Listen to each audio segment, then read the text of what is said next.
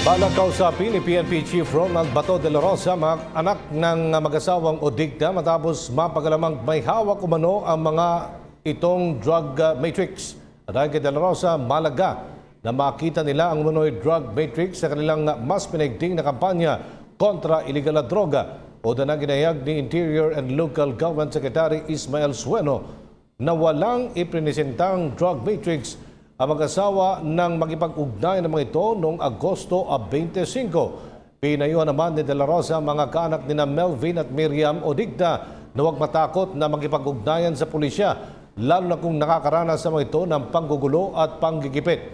Inatasan na rin umano ni De La Rosa ang Police Regional Office 6 na tiyakin ang seguridad ng pamilya Odigta. Nirerespeto naman umano ni De La Rosa kung ayaw na ng pamilya na magsampa ng kaso kaugnay sa pagkamatay ni Melvin at Miriam, subalit itutuloy pa rin umano ng pulisya ang investigasyon dahil sa isang krimen ang nangyari.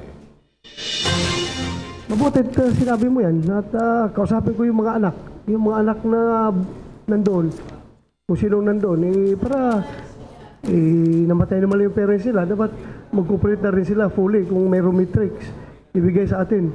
I will call General Hintilis to talk to the children. Ako po si Cathy San Gabriel. Subscribe na sa PTV YouTube channel. I-click lang po ang subscribe button.